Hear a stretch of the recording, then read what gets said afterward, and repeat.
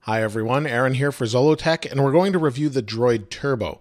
The Droid Turbo is very similar to a Moto X in that it's made by Motorola, but it's Verizon's kind of finessing of their design onto the Moto X series. So as you can see, it keeps waking up, and that's because it knows when I'm moving around it and basically wakes up to notify me. So it's a real handy feature that comes with all of the Moto X lines since the original Moto X and carries over here as well. You can see it keeps popping up.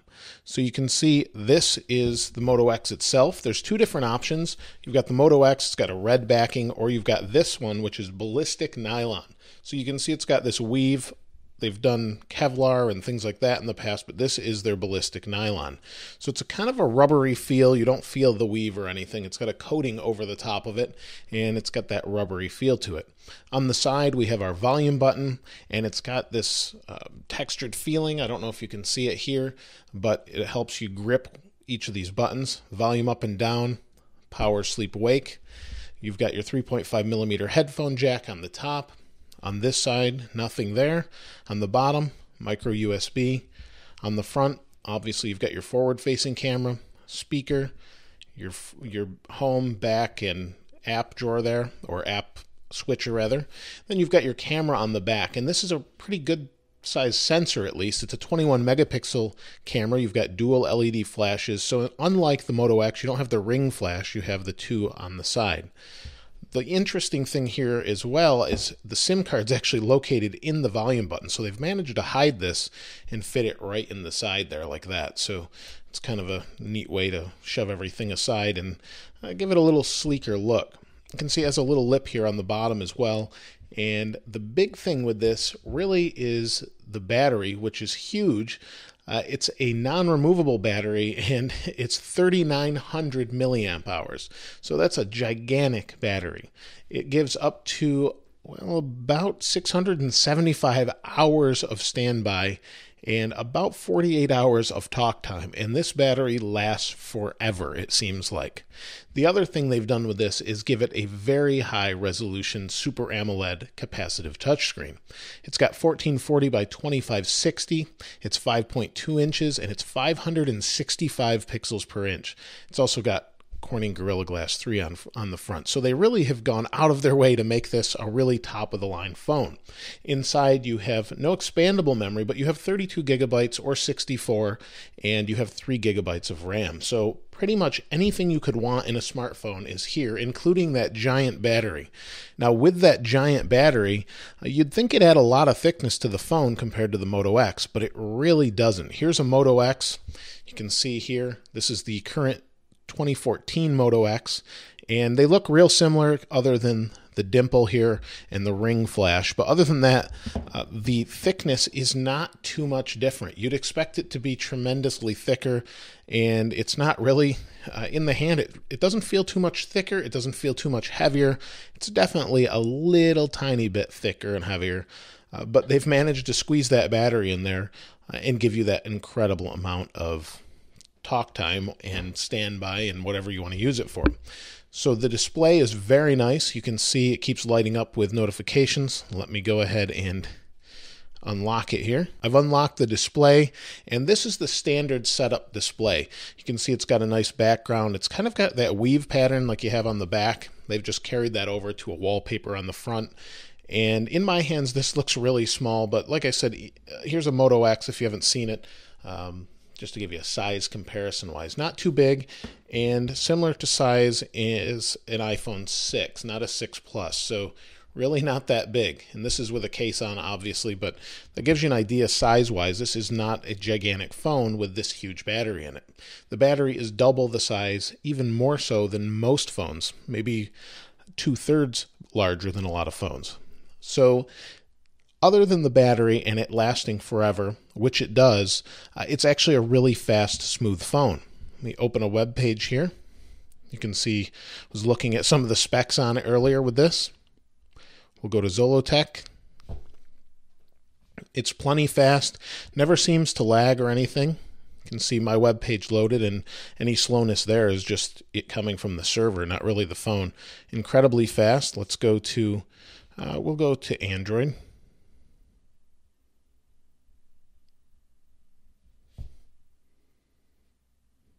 And this is completely stock. I haven't customized this at all.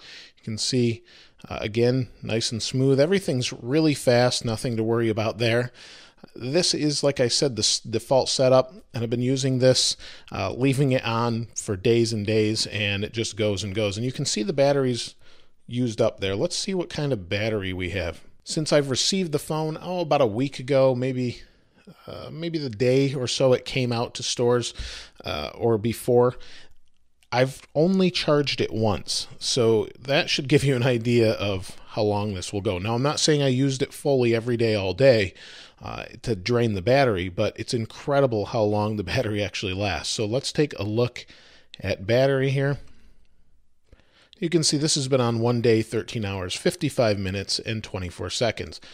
1/3 of that time about it's been on standby, the other it has not. So it holds out pretty well, and like I said, it will get decent usage. If you were to use this heavily, it will still easily last you a day. For most people, you're going to get at least 2 days out of it, but then again, most people charge their phones overnight every night, so that's really going to depend on how you use it. The battery in the Droid Turbo is not only huge, but it actually has a fast charging capability. So plug it in, 15 minutes later, they claim you'll get 8 hours of use. It does rapid charge pretty quick, so I definitely have to believe that. Now, aside from the screen looking beautiful, the battery lasting long, one thing you want to know, and you can see there's all the updated icons and everything that are nice. One thing you probably want to know is how's the camera. And the pictures that I've taken with it, they're okay. They're inconsistent, similar to the camera on, you can see there's a pinkish hue in the middle, right there. You can see it on the white table. Just kind of a pinkish hue depending on how you're holding this. And depending on the photo you take, it's inconsistent. Some were great, some were not. And I found it to be more of a disappointment. I think the megapixel number is really just a large number, cramming all those pixels into a tiny sensor. I'd rather see a smaller megapixel sensor with some better low light performance. Let me go into photos and we'll take a look at that. And you can see this is some low light performance. This is kind of my test subject. It's a youth group I helped participate in, and this is low light, and it's pretty grainy. It doesn't really look phenomenal. Some other cameras do a lot better at this, such as the Note 4, the iPhone 6.